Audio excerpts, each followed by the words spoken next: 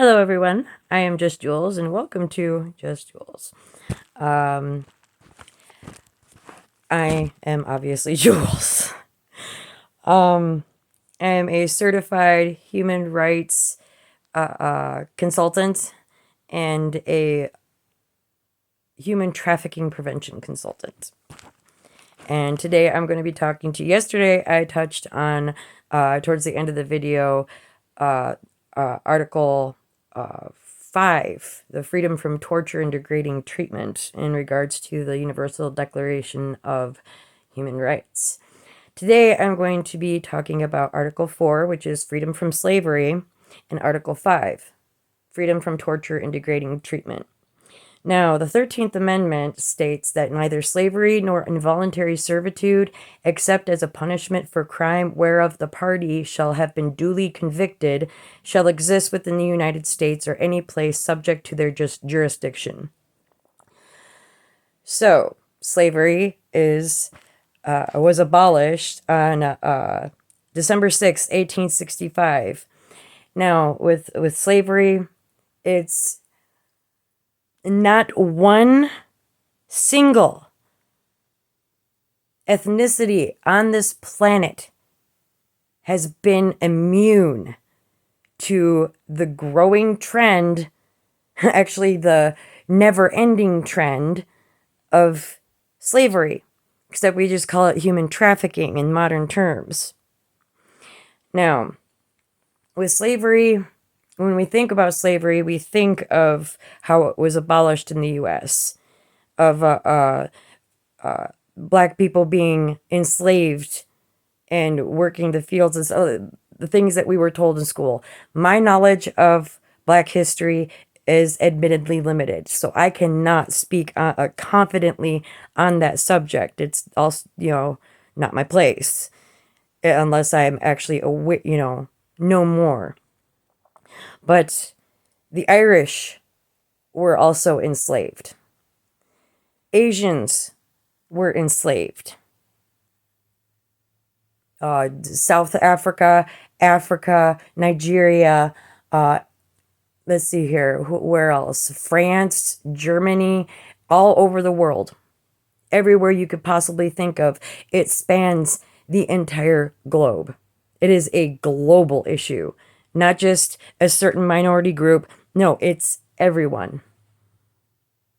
Even though they stated in the 13th Amendment that there are slavery is abolished in the U.S., yet still kids are being poured into the U.S. along the border and disappear.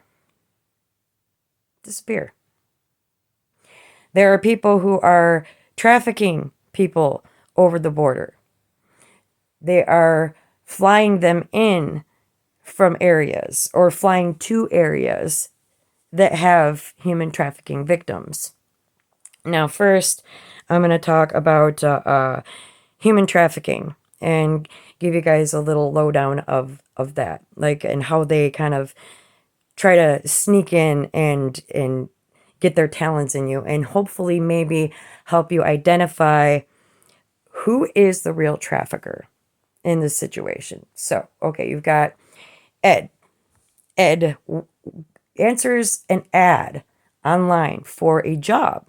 Seems like a promising job. He gives him a call, and the guy he speaks with, Bob, seems like a genuine fellow, and gives him all the lowdown on what is going to be required, what's going to, what he's going to make, and, all expense paid, will fly you out, or will, meet with, our driver who will transport you to your job site. And since this person is coming in either to the U.S. or a person from the U.S. is, thinking about taking this job, they have to go far distances. Okay? So Ed goes there and he meets the driver. And the driver takes him from where he thought he was going to go over to this job over here, the one that was advertised that he got hired for. And instead, Ed ends up in a trailer with 15 other guys, subpar conditions, rats infested, shit everywhere, plumbing doesn't work, electric doesn't work, and he is forced to work at this factory with very unhealthy conditions, and his pay is confiscated to compensate for the cost of them transporting him for this job, and he has to work off this debt. Now, it's labor trafficking. Now, I want to ask you guys, who in this situation are the real traffickers? Is it A, Bob, who hired and set up the advertisement in the first place and did the interview? Is it the driver? Or is it the owner of the business who had him stay in subpar, subhuman conditions? Which one is the trafficker? I'll give you a second.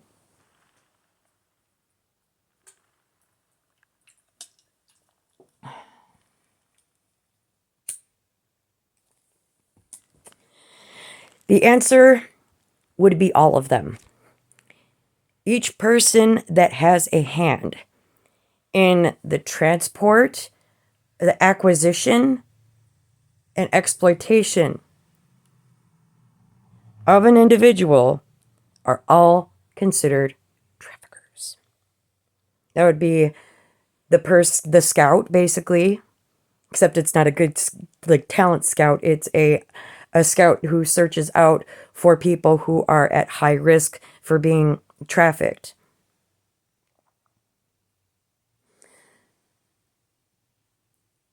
So, next instance, there is a woman, and she's a model. Let's say she's got a career on Instagram, and she's made a decent profit. And she's looking to expand her business, and is looking for opportunities to model. And so a talent agency reaches out to her and says, "Hi, I've seen your work. I think you're beautiful. Your pictures are absolutely stunningly gorgeous. We would like for you to model our new line of clothing." Okay, cool. That's a good opportunity. They make it sound promising. They make it sound so promising, like it's an offer that you cannot refuse. And if you've talked to them for any length of time, they make it sound like it's the dream job, the ideal job. But as soon as you get there, it's the complete opposite. It's not false advertising. It goes beyond false advertising. Now, she goes on and goes over there, flies over there, and thinking that she's going to be modeling clothes, and it's not a photo shoot at all. Let's say she is, let's say this business has a, let's say, OnlyFans account or an online platform of any kind, a social media platform, and she's taken pictures, but she's scantily clad, as in nude, or she's being recorded and for these videos and uploaded without her consent. She was led to believe that she was going in for a modeling job and came out, end up being sexually exploited. Now, who are the traffickers in this instance? Let's say it's online. So you've got the scouts who look for the people, and they not only look for people to target as trafficking victims, they also look for buyers, people who are interested in their commodity. People are cattle.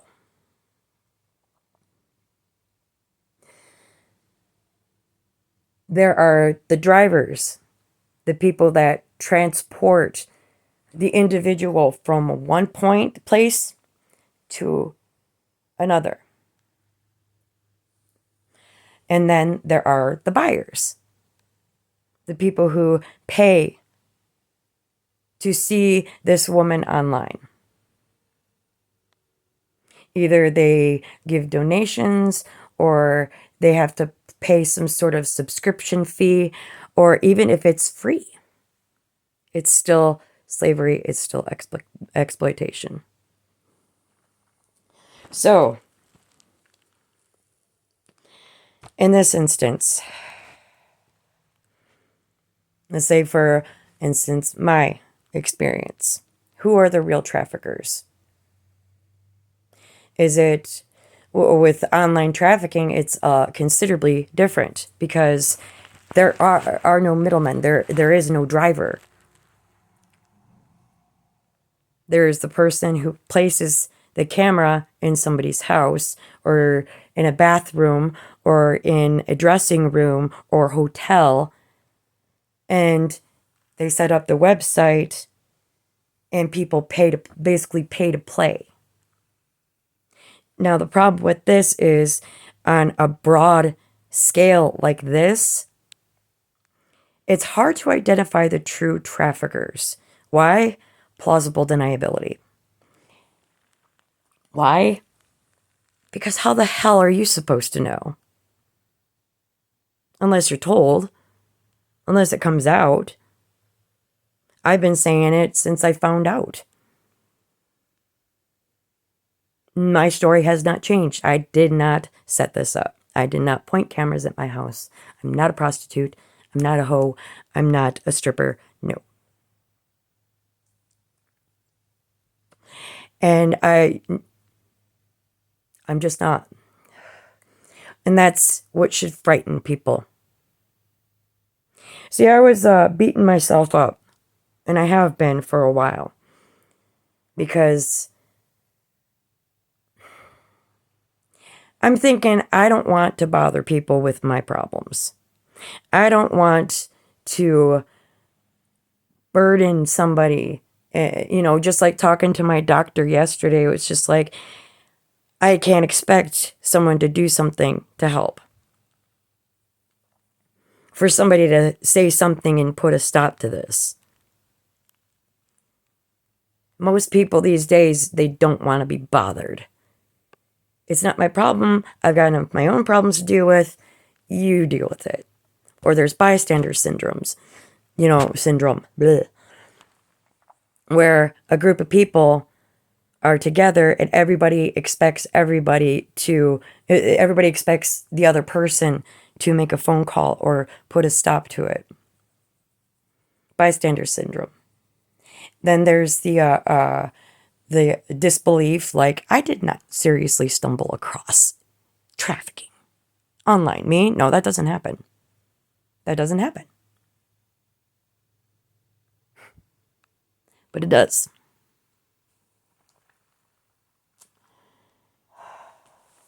It does. And it happens in small towns. It happens in cities. It happens in the country. It happens in poor areas. It happens in rich areas. No one is exempt from being targeted for this. No one. And that's what I had to convince myself of. When it comes down to a case of human rights violations, that it's not just my problem that I have to deal with. It's a problem for everyone. Why is it a problem for everyone?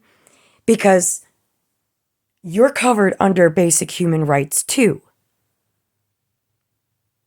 And if this can go on and this is allowed and acceptable, what does that mean for the millions of other people out there who are being trafficked right now? Thousands upon thousands of women and children are being exploited every day online. I have become a statistic. Not a good one.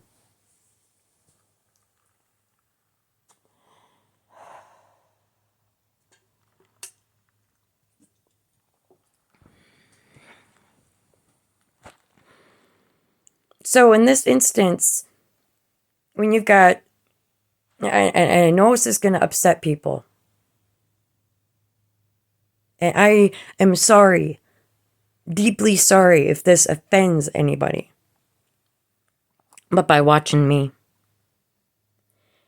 and taking parts of what I say and what I do in my home, and you base a reading or your video around that, even going so far as to, recite verbatim what I've written in my journal. As much as of a blatant plagiarism that is, I'm still grateful, because it's a continual reminder that yes, this is happening. No, I'm not crazy, and it's not in my head. I'm not imagining being watched. I'm not just being paranoid.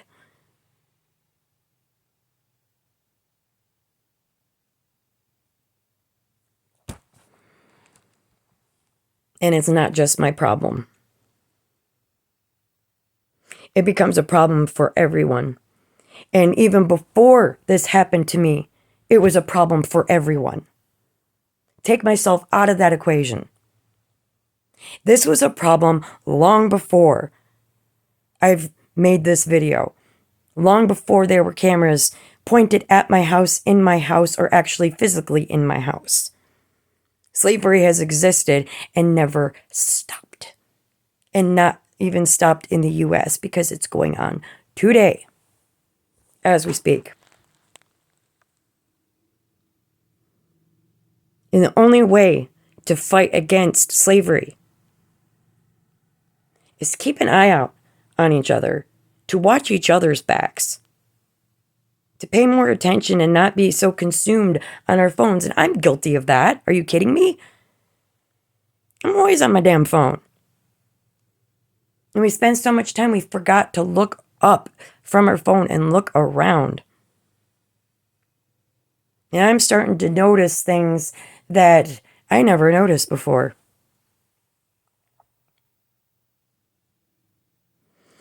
Now, with trafficking and you guys who watch me, a lot of you have made videos after watching me, giving me excellent advice, life advice. You have helped me overcome things.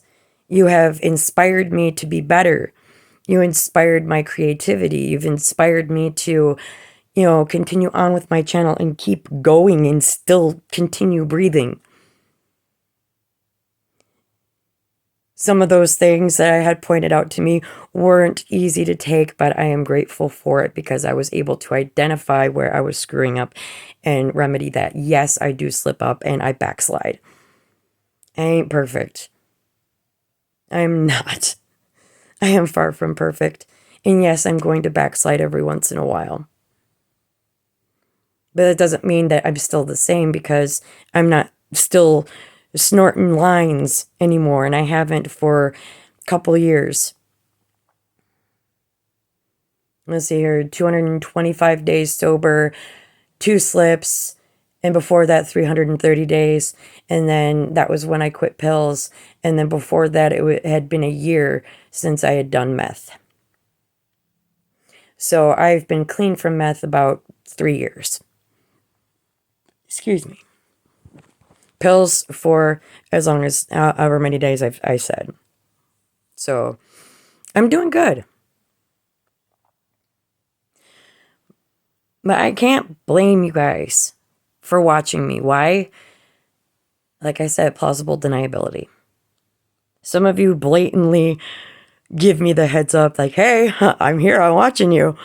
And as much as it hurts really bad sometimes, I'm still grateful for it. And I already explained my reasoning as to why I'm grateful for it. Because regardless as to whether or not you hate me or you like me, you've made an impression on myself and my life, whether it be in a good way or a bad way. And I thank you for it, and I see them all as lessons. So, that's what is really makes this a very complicated situation is the lies that were said that I had something to do with the cameras and the exploitation, and that I was crazy and impulsive because of my BPD, or whatever blatant lie decided to chuck at me, like I'm a prostitute or a stripper, and yeah. And I can't blame you guys, because if you hear that from enough people, and then you see this, then yeah, you're going to make that deduction. Even if it's a poorly informed deduction. But that's where it gets, that I am concerned for you guys, because no, I'm not going to do anything, because a lot of you have helped me more than you've hurt me. I'm not going to deny the fact that I've been hurt, because I have. But I've been helped.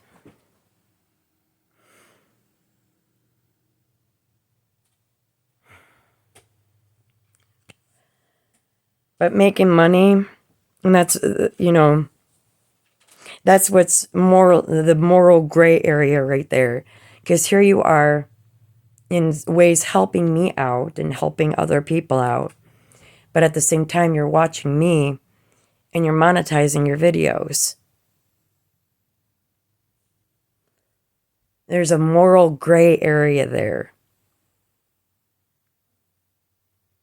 And that's what makes this complicated as all get out, because a lot of you were to believe that this was something that it's not. And I can't fault you for it. I can't be mad at you for that.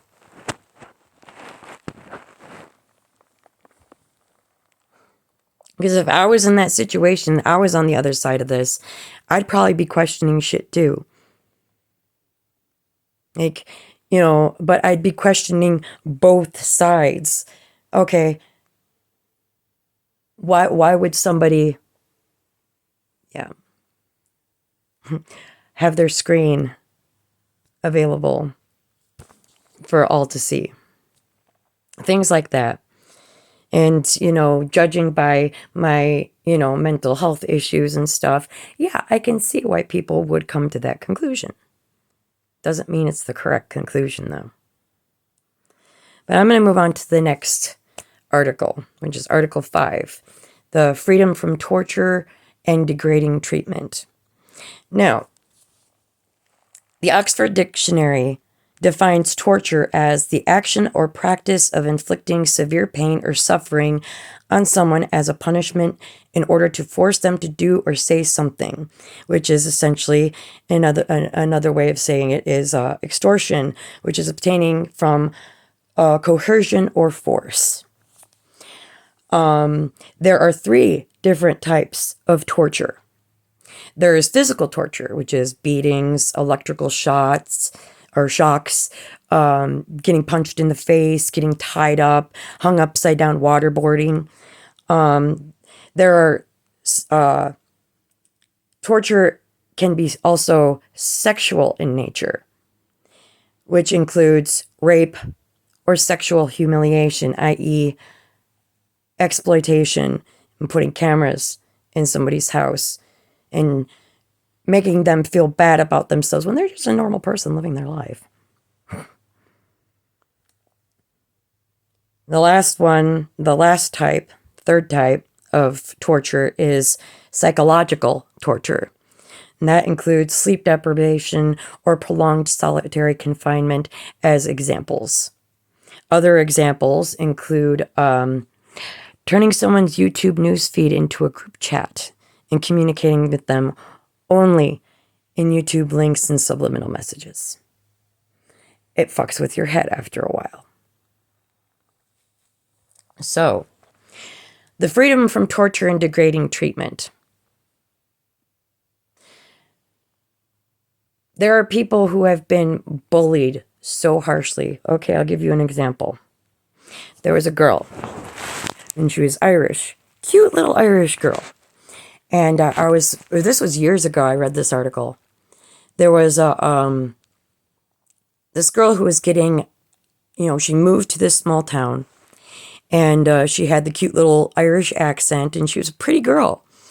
And this group of girls were so freaking jealous. They set this a girl up to be, humiliated online, and this poor girl ended up killing herself, committing suicide, psychological torture via online bullying, cyberbullying, and the girl unalived herself. She had to have been about 15, 16 years old. Who is accountable for that? The people who bullied her into suicide were accountable for that. The people who called her names, bullied and harassed her online, tortured her psychologically.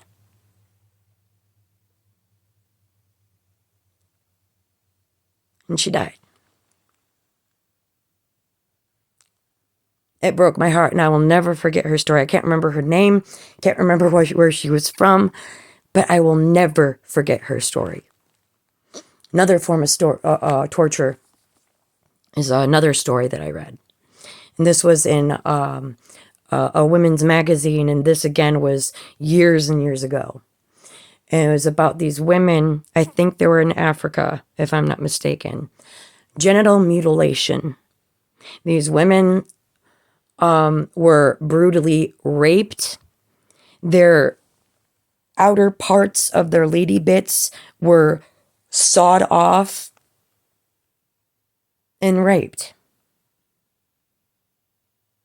Savagely. There was one woman, and I should probably put a trigger warning on this. No, I can't. But it's a story that I don't even want to share it. It was something that I read.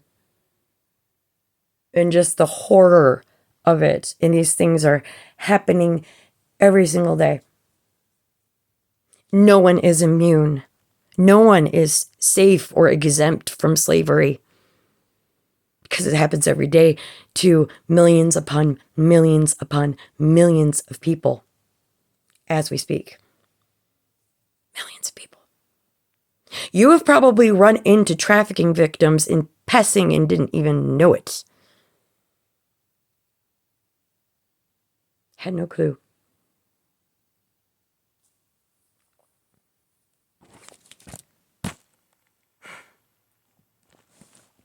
Article 4 and Article 5. Freedom from slavery and freedom from torture and degrading treatment. Degrading treatment is also shaming. Shaming someone. Making fun of their body. How they look naked. Making fun of how they don't understand subliminal, some of the subliminal messages. After 3 years of it, nonstop psychological torture. And socially ostracized and brutally bullied and punished for not getting it. And like I said, it's not the act that upsets me. It's the fact that people are okay with it. When you yourself would not tolerate it.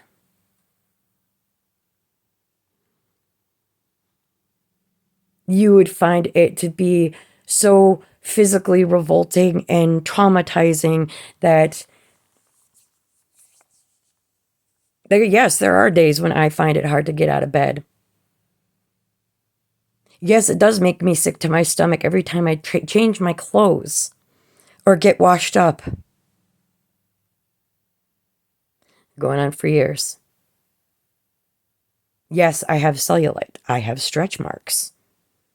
I have one varicose vein in my thigh. Had it for years. Meh. Let's see here. I have wrinkles on my forehead. See? Look at that. Wrinkles on I talk with my eyebrows. I've got giggle lines. Let's see here. I got some blackheads. Yeah. I get hair that grows in here and I have to pluck it out. Kind of annoying. I ain't perfect. I just spat at the... I ain't perfect. And I was never pretending to be. I'm not a cam girl. This is my only channel. And until the day comes where I get helped, I'm going to do my best to help other people in the meantime. Watch what you say to people. And if abuse is ongoing for years, if the bullying is ongoing for years, yes, it is going to have psychological effects to it.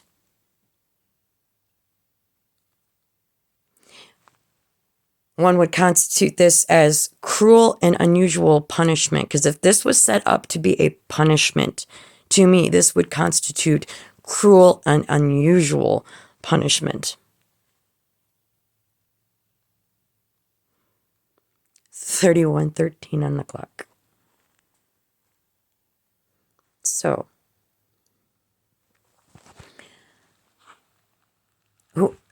doesn't matter what part you play in human trafficking, whether you're the one who put on the ad, whether or not you were the one who set up the cameras, if you were the one who just drove, picked up the person from the airport and drove them to the place where they're being trafficked.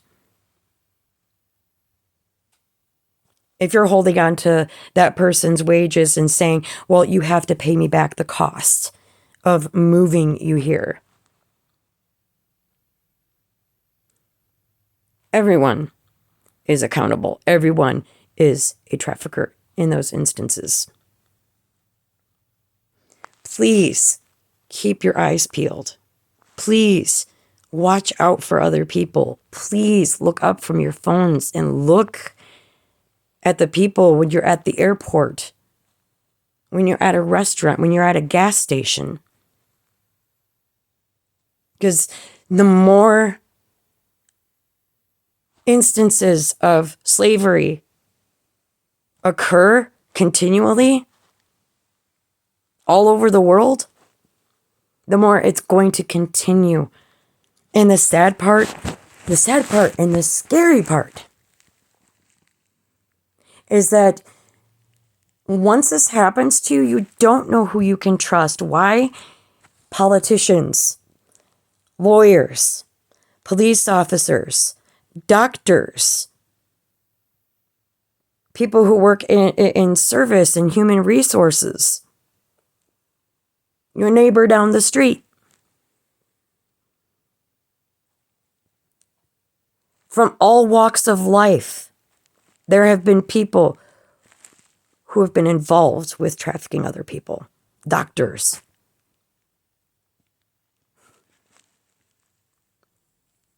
And you've got to be prepared so you know what to look out for, what to watch for. And so you know your human rights, the ones that you were born with, the ones that cannot be taken away from you because they are yours, because the moment you drew breath on this planet was the moment your rights began. That's all I have for you today. Stay tuned for the next one. I'll touch base with you tomorrow. Thank you for watching. Be sure to like, comment, share, and subscribe. And if you feel like someone would benefit from this video and from the content in this video and want to watch out for who are the traffickers, please be sure to pass it along. My heart's with all of you. This has been a tough situation for everyone. You take care. God bless. And I'll see you in the next one.